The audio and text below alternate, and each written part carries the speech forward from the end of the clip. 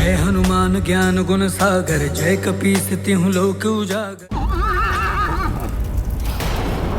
तो रावण ने देवी तारा को निषिद्ध पूजा करके विवश कर ही दिया अपनी रक्षा करने के लिए।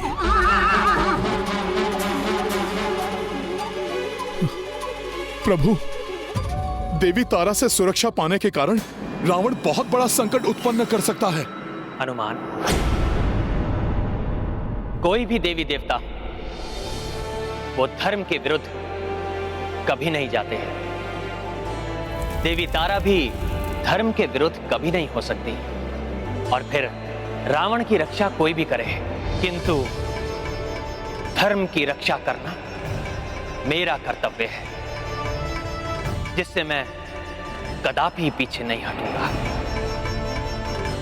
हनुमान, बस तुम इतना ध्यान रखना कि जब तक मैं रावण को परास्त नहीं कर लेता, कोई भी आगे ना आए। जो आज्ञा प्रभु।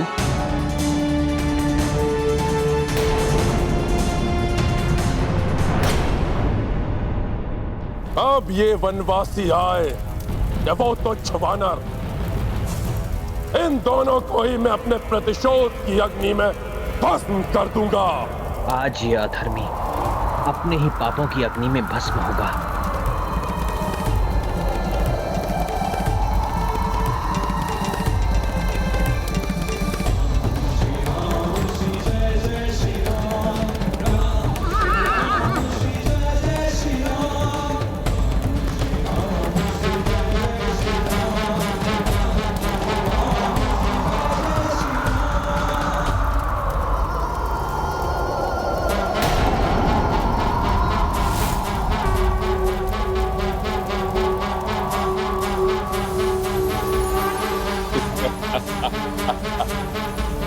ये क्या प्रभु श्री राम इस दुष्ट रावण के सामने हाथ जोड़ रहे हैं? क्या हुआ वनवासी? मेरे भय के कारण तुम्हारी वानर सेना पीछे ही रह गई। एकाकी पड़ गए हो तुम, इसीलिए भयभीत होकर तुम भी हाथ जोड़ रहे हो। भ्रमित मत हो रावण, ये जो मैंने प्रणाम किया है तुम्हें नहीं, उन देवी तारा को जिन्हें तुम निषिद्ध पूजा के द्वारा विवश करके अपनी सुरक्षा के लिए लेकर आए।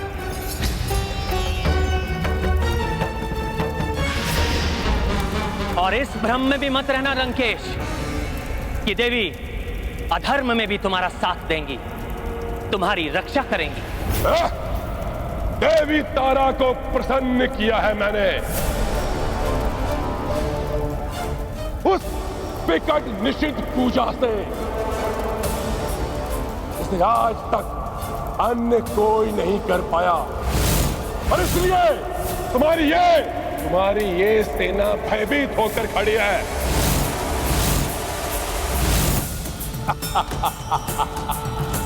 देवी तारा की सुरक्षा पाकर तुम्हारी बुद्धि पूर्णतया भ्रमित हो चुकी है लंकेश।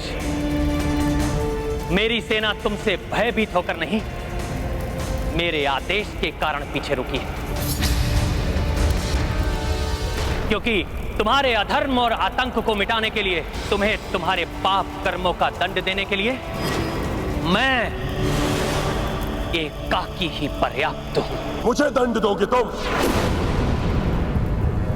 तुम्हारी अर्धांगिनी को छीन लाया ये रावण, और तुम कुछ नहीं कर सके। प्रतीत होता है कि अपनी अर्धांगिनी के साथ अपना विवेक भी खो चुके हो तुम। भैया राम ने अपनी आज्ञा से मेरे हाथ बांध दिए हैं, अन्यथा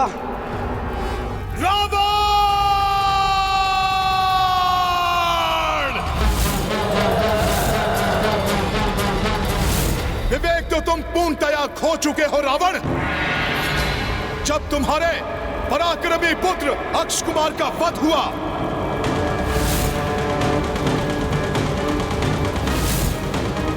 तब भी तुम्हारा विवेक नहीं जागा। तुम्हारी सोने की लंका भस्म हो गई, फिर चैन बने रहे रावण।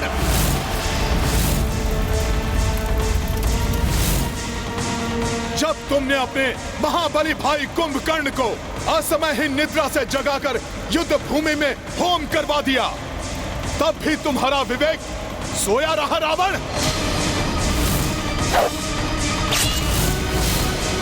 मेघनाद, महिरावण सहित एक एक करके तुम्हारे हर योद्धा तुम्हारे अहंकार की बलि चढ़ते चले गए, फिर भी तुम विवेक शून्य ही रहे। महाज्ञानी रावण, वो तो प्रभु श्री राम ने हमें युद्ध ना करने के वचन से बांध दिया है, अन्यथा प्रभु के लिए अनुचित बोल कहने वाली तुम्हारी ये जिह्वा अब तक कटकर धरती पर पड़ी होती। लंकेश, कौन काटेगा मेरी जीवा? ये एकाकी वनवासी।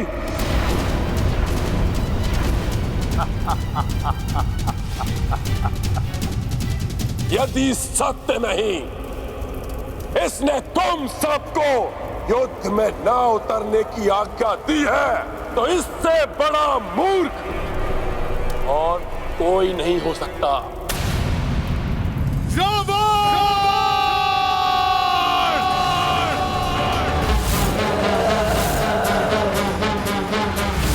बस चिल्लाओ मत, चिल्लाने से सत्य नहीं छुपता। वनवासी, मैं समझता था तुम पराक्रमी योद्धा तो हो, बड़े चतुर भी हो। खरदूषण, ताड़का सहित सहस्त्रों राक्षसों का वध किया तुमने। इन उपद्रवी और चंचल वानरों को अपने वश में किया और इनकी सहायता से इस बड़े विशाल समुद्र पर सेतु बनाकर लंका तक आने का असंभव कार्य भी किया।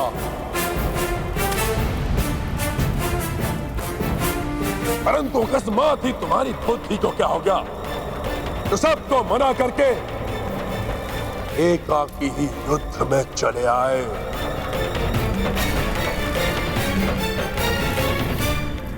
ये मर्यादा युद्ध की है, जिसे तुम जैसे अधर्मी राक्षस नहीं समझ सकते रावण। अब मात्र तुम ही शेष हो, एकाकी हो।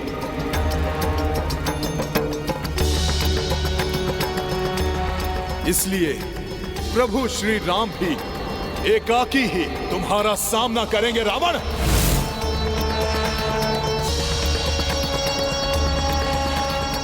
वानर, रावण से एकाकी ही युद्ध करने का दुस्साहस कर रहा है तुम्हारा ये प्रभु। मैंने तो यहां तक सुना है कि ये युद्ध में एक टग भी पीछे चला गया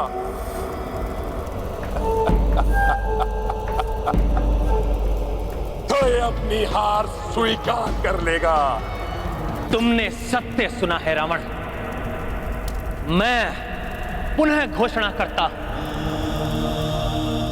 कि यदि इस युद्ध में मेरे पांव तनिक भी पीछे हटे या मेरी सेना में से किसी ने शस्त्र भी उठाया, तो ये रघुवंशी राम उसी क्षण अपनी पराजय स्वीकार कर लेगा।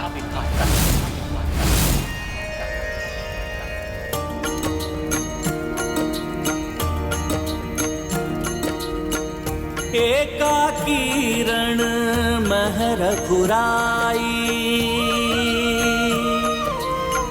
जोड़ी गे पराजय हुई भाई। प्रण सो रघुनाथ उठाए, अनुशंसा मह कपि भी आए।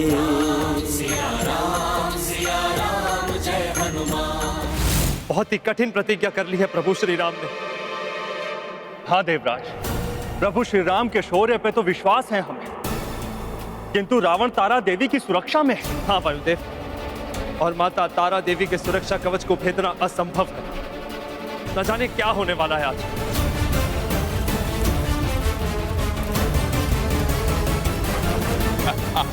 बावला हो गया है ये बनवासी, स्वयं ही मृत्यु के मुख में जाना चाहता है। एक तो मैं स्वयं मायावी शक्तियों का स्वामी हूं, और दूसरा मैं माता तारा देवी के संरक्षण में हूं।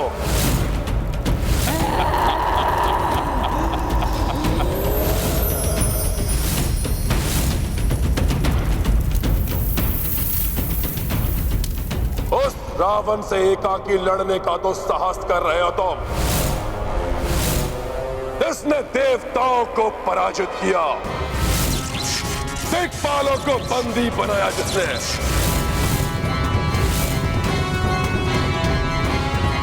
ग्रह नक्षत्रों को अपने इच्छानुसार नचाया, कुबेर से छीनी हुई स्वर्ण नगरी लंका जिसके पास है, देवताओं से छीने हुए अस्त्र शस्त्र जिसके पास है,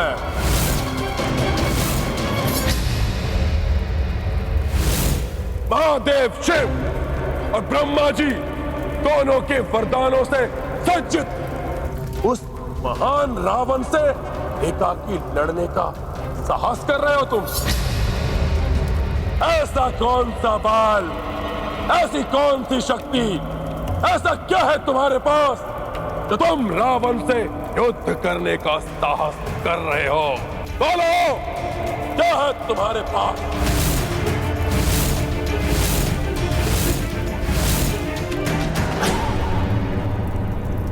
मेरे पास धर्म है, सत्य है मेरे पास।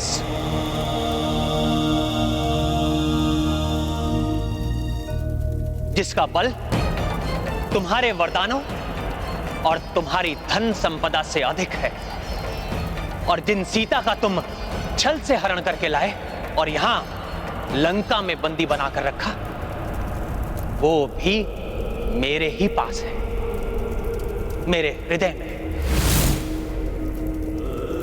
किंतु तुम्हारे पास कौन है? ना पुत्र, ना बंधु बांधव, ना मित्र, और ना ही कोई संबंधी। यहां तक कि तुम्हारे शेष परिजन भी तुम्हारे साथ नहीं है रावण।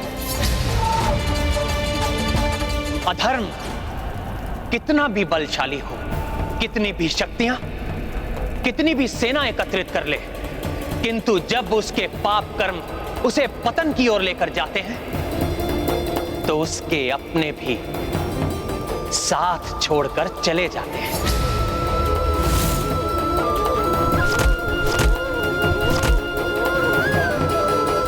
और अंत में वो एकाकी ही रह जाता है। बस बंद करो अपना ये अनर्गल प्रलाप।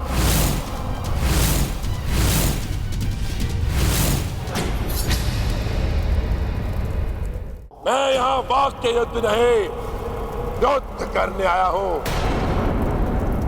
और अब मेरे अस्त्र शस्त्र बोलेंगे, तेरी जीवा नहीं।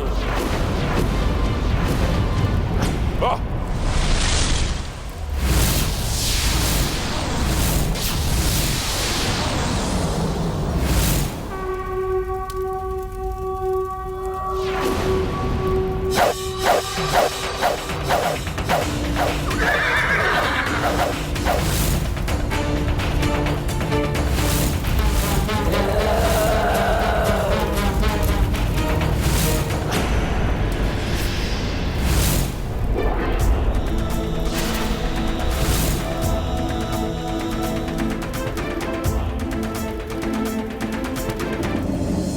शक्ति है तुम्हारे धनुष की टंकार में, परंतु मेरे दिव्यास्त्रों के समक्ष तुम्हारी समस्त शक्तियां विफल हो जाएंगी वनवासी।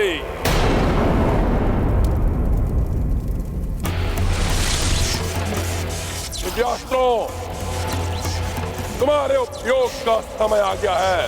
रावण के समक्ष प्रस्तुत हो।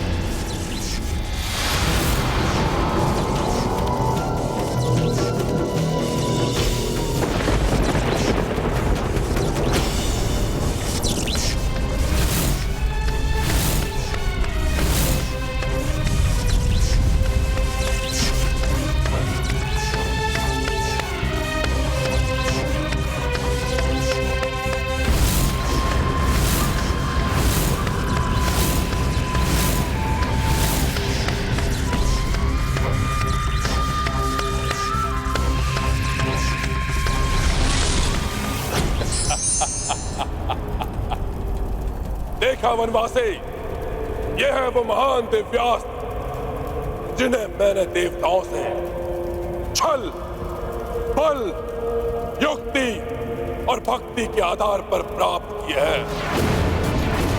इनके समक्ष तुम एक क्षण भी नहीं टिक पाओगे। अस्त्रों का क्या प्रदर्शन कर रहे हो रावण? प्रभु को छल, बल या किसी अन्य साधन की आवश्यकता ही नहीं पड़ी। सदैव श्रेष्ठ धर्म का पालन करने वाले प्रभु को तो स्वयं महर्षि विश्वामित्र, ऋषिवर अगस्त्य जैसे महान ऋषियों ने इनके शौर्य से प्रसन्न होकर अनेक दिव्यास्त्र प्रदान किए हैं।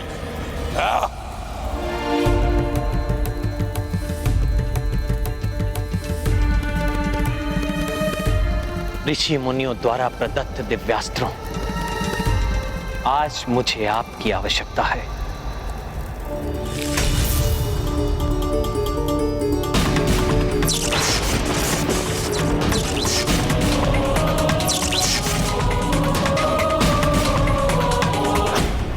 प्रणाम देवों।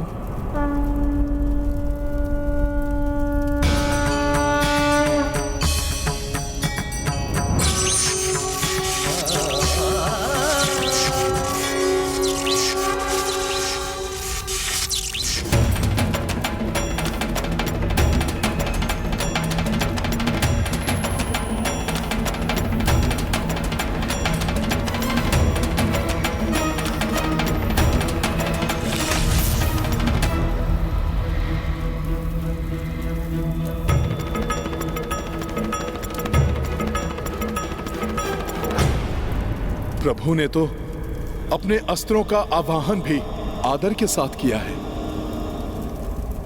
जबकि रावण अस्त्रों को भी अपना दास ही समझता है।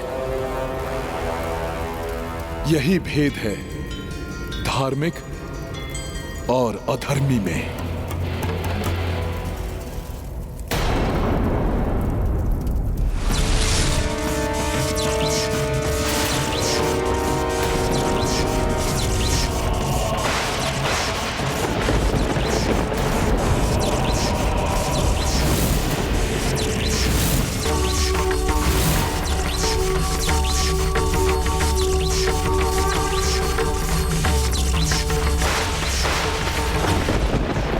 ऐसी विडंबना है ये।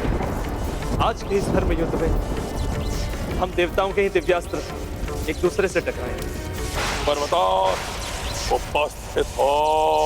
मैं पर्वतास्त्र प्रस्तुत हूँ शत्रु सेना का मर्दन करने के लिए। पुष्पास्त्र प्रकट हो।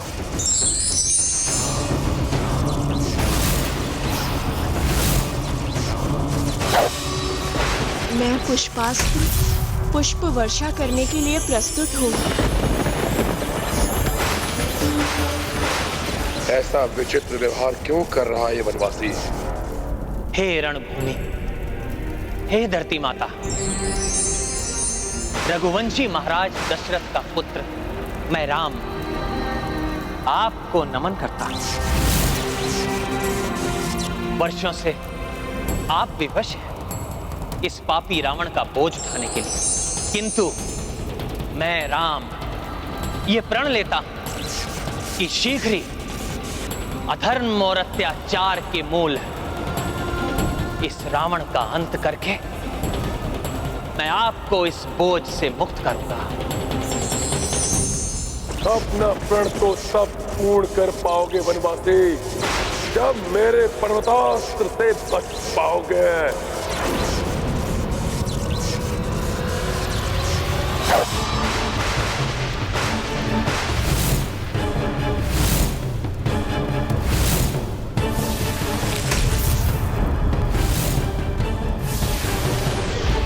मेरे प्रथम अस्त्र से ही तुम सबकी इसी रणभूमि में समाधि बन जाएगी।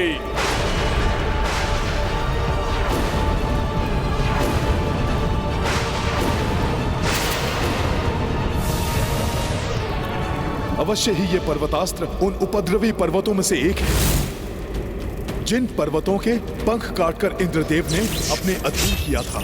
इस महाविशाल पर्वत को विफल करने में इंद्रदेव का वज्र ही सक्षम होगा।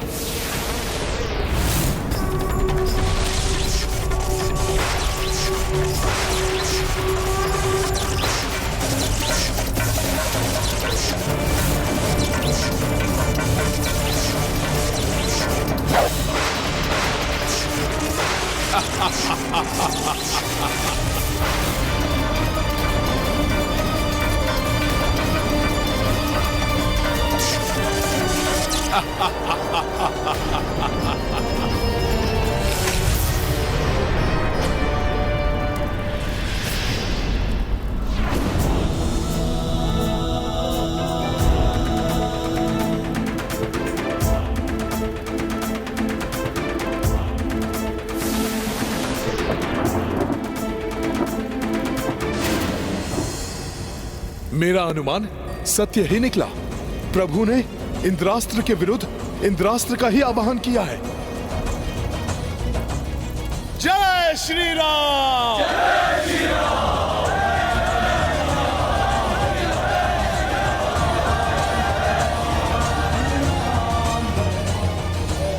अधिक प्रसन्न होने की आवश्यकता नहीं है, ये तो अभी प्रारंभ है।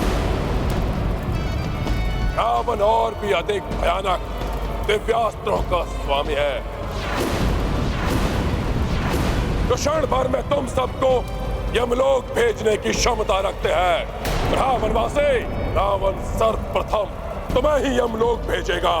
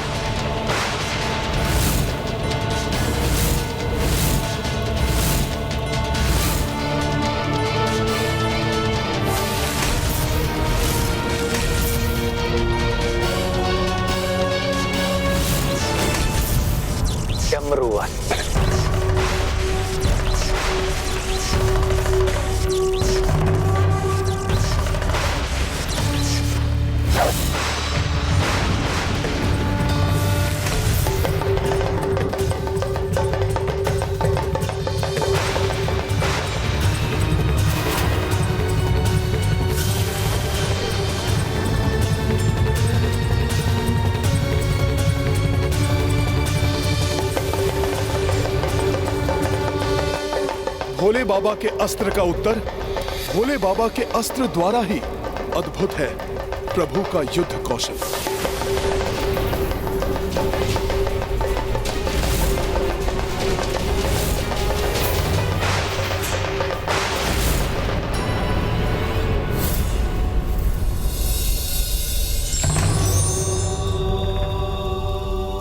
मेरे महान दिव्यास्त्रों को सफल करने वाले वनवासी, अब मैं ऐसे दिव्यास्त्रों का उपयोग करूंगा कि जिन्हें असफल करना तुम्हारे बस में नहीं है, जो तुम्हें तुम्हारी इस वानर सेना के साथ क्षण भर में नष्ट कर देगा।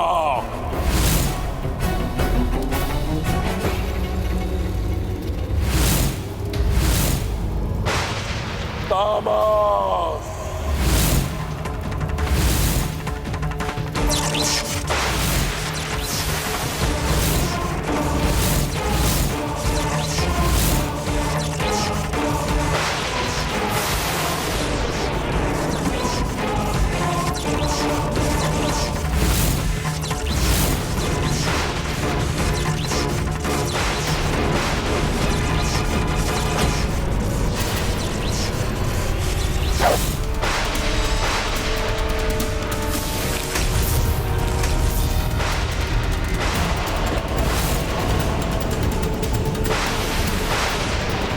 तीन देवताओं की शक्ति से निर्मित ये तामास्त्र महाविनाश मचा सकता है।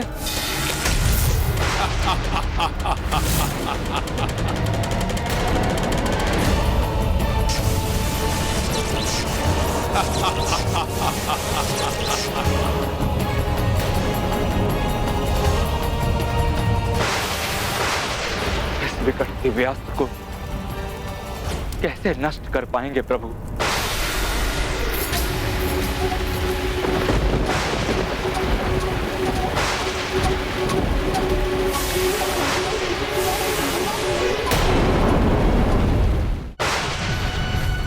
ये दिव्यास्त्र तो अम्लीय रसायन की वर्षा कर रहा है। घातक होगा ये संपूर्ण वानर सेना एवं प्रभु के लिए। ये प्राणघाती अम्ल है। ये देखो प्रभु, हमारी रक्षा करो प्रभु। हटाओ वहां से। सावधान सैनिकों, ये प्राणघाती अम्ल है। सैनिकों, अपनी रक्षा करो। बचो नल, और आ रही है। हट जाओ वहां से, हट जाओ नल। रावण, तुमसे युद्ध करने मैं आया, तो फिर मेरी सेना को यातना देने के लिए क्यों चलाया तुमने ये अस्त्र?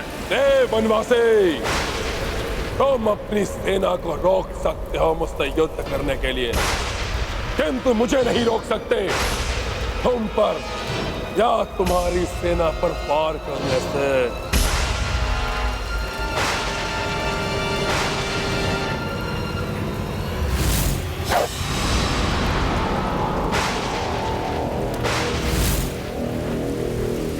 मेरे नेत्रों के समक्ष मेरी सेना पर संकट छा रहा है और मैं कुछ नहीं कर पा रहा। प्रभु की सहायता करने के लिए युद्ध में भाग नहीं ले सकता, किंतु अपनी सेना की रक्षा तो कर सकता हूं।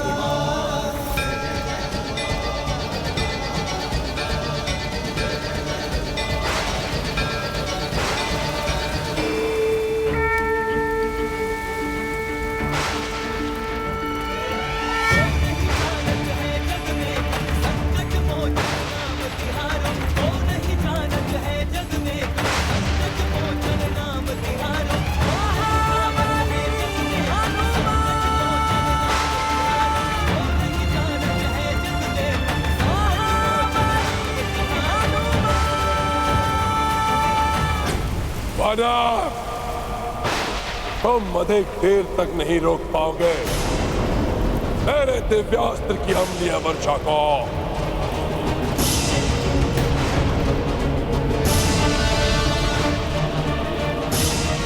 तीन दिव्यास्त्रों के सम्मिलन से बने हुए इस प्राणनाशक रसायन के प्रभाव को रोकने वाला इस संपूर्ण ब्रह्मांड में कोई नहीं।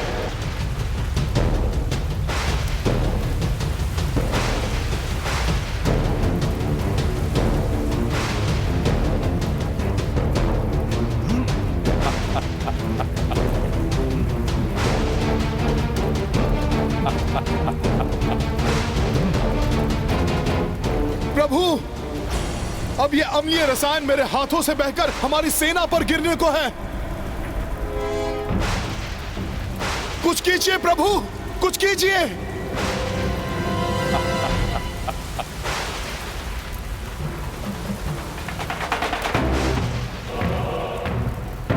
ये तो हनुमान की देह से भी टपकने लगा। सावधान, बच के रहना, हमारी देह भी जला देगा ये।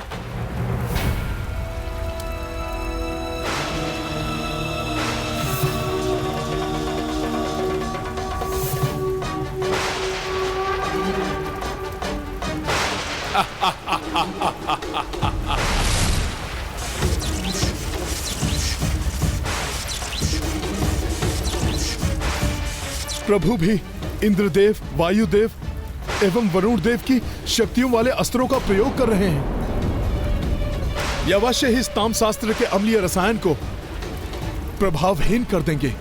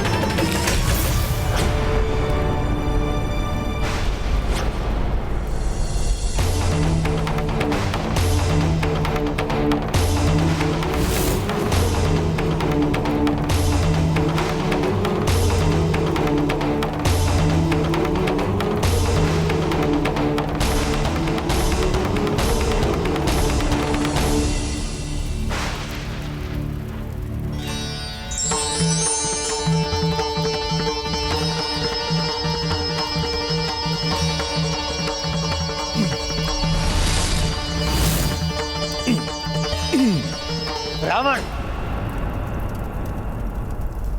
तुमसे युद्ध करने मैं आया। मेरे मना करने पर भी तुमने युद्ध ना करने वाली मेरी सेना को हानि पहुंचाने का प्रयास करके अच्छा नहीं किया रावण। अब इसका दंड भोगना होगा तुम्हें।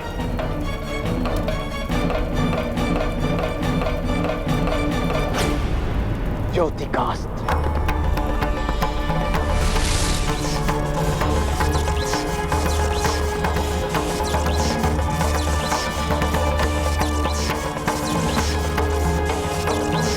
सूर्यदेव की शक्ति वाले इस दिव्यास्त्र का प्रचंड वार सह नहीं पाएगा रावण।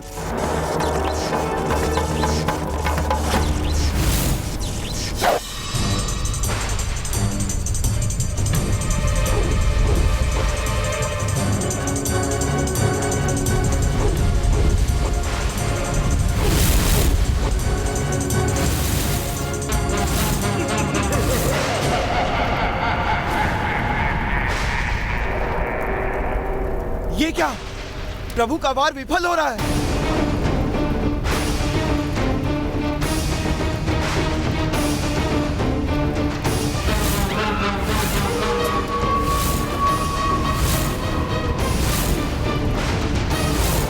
ये ज्योति का अस्त्र की घातक रश्मियां लुप्त कैसे हो जा रही हैं?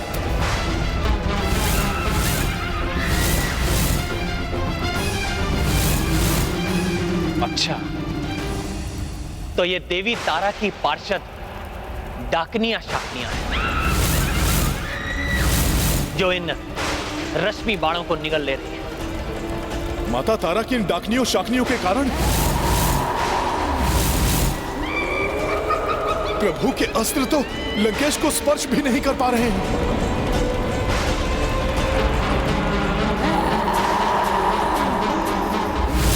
जब तक रावण माता तारा देवी के सुरक्षा कवच में है, हम देवताओं द्वारा प्रदत्त कोई भी दिव्यास्त्र कार्य नहीं कर सकता। वनवासी, तुम्हें एक बार स्मरण करा दूं मैं, आज ये रावण अपराजय है। देवी तारा को विवश कर दिया है मैंने अपनी रक्षा करने के लिए।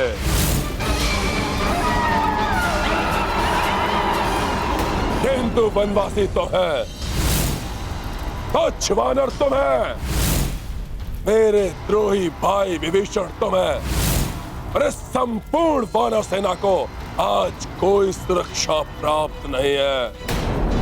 आज सबका अंत कर देगा ये रावण, कर देगा ये रावण।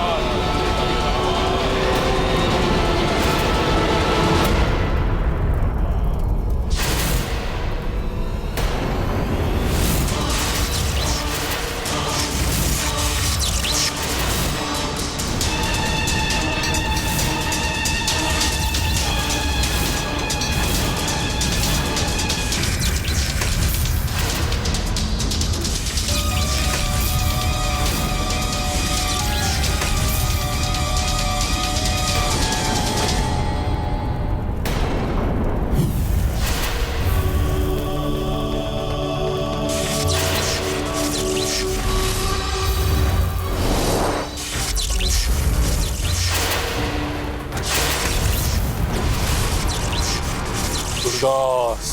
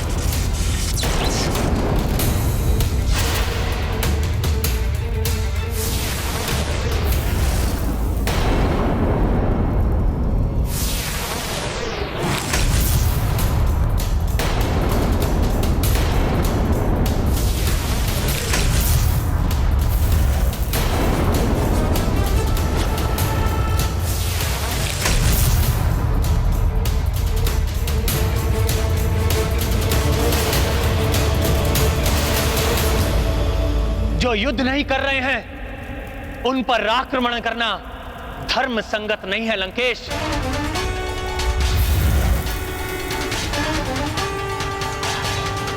कहीं दुष्ट रावण के गदा प्रहार से प्रभु श्री राम के पग न डगमगा जाएं।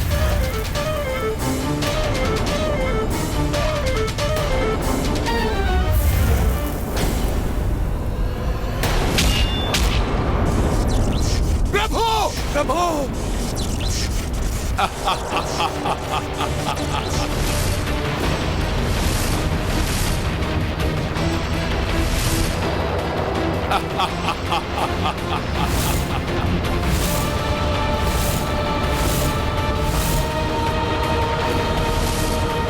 कहीं श्री राम गदा के इस प्रहार से पीछे की ओर हट गए तो अनर्थ हो जाएगा।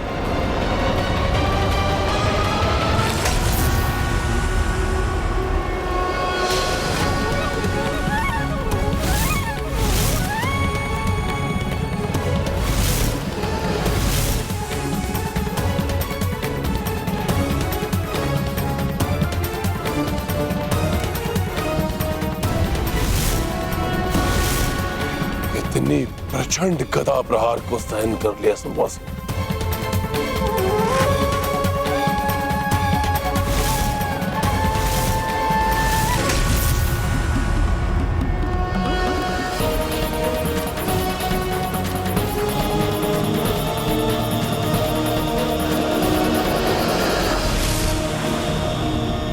गदा प्रहार से तो तुम पीछे नहीं हटे वनवासी, परंतु अब मैं अपने दिव्यास्त्रों से तुम्हें इतना घायल कर दूंगा कि तुम्हारे पांव पीछे तो हटेंगे ही, तुम लड़खड़ा कर गिर भी जाओगे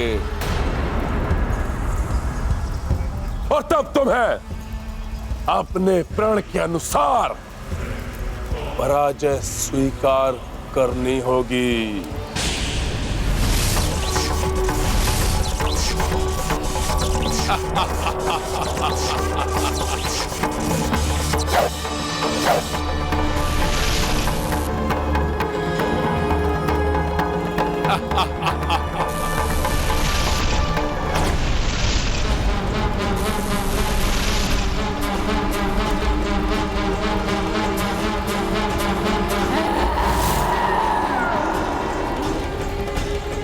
माता तारा को भी इस राक्षस का साथ देते हुए अच्छा नहीं लग रहा होगा।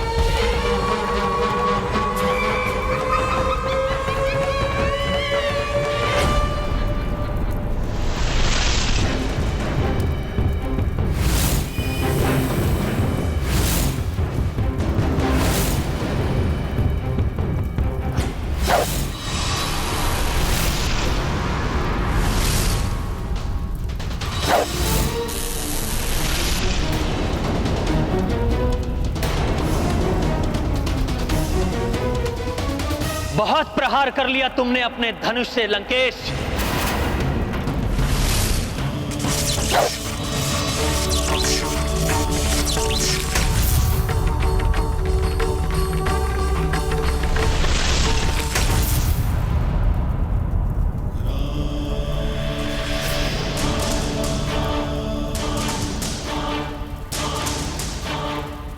वनवासी।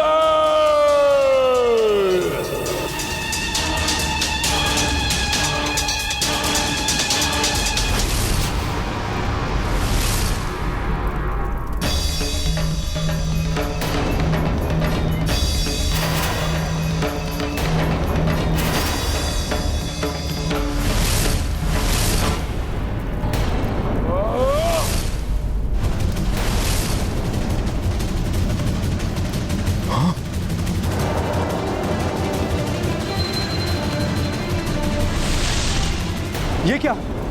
ये भाला तो मायावी है, अदृश्य हो गया ये।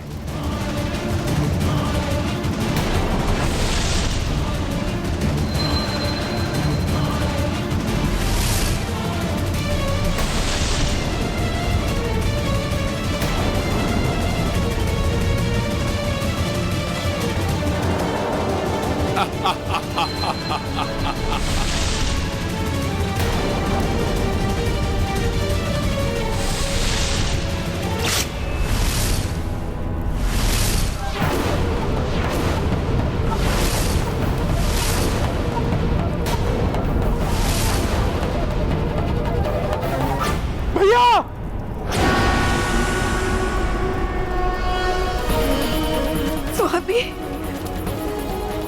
आपकी पीड़ा का आभास हो रहा है मुझे भी। रावण, मेरे स्वामी को कष्ट पहुंचाने का और परिणाम भोगना पड़ेगा तुम्हें, भोगना पड़ेगा तुम्हें।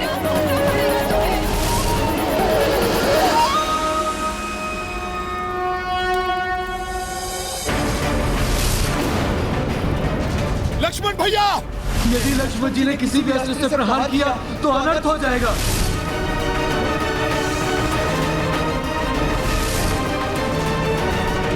प्रभु श्री राम का ये अटल निर्णय है कि हम में से कोई इस युद्ध के मध्य न आए। फिर लक्ष्मण भैया ये क्या अनर्थ करने जा रहे हैं? बिना सोचे विचारे आवेश में आकर कोई भी कदम नहीं उठाना चाहिए, अन्यथा परिणाम विपरीत हो सकता है।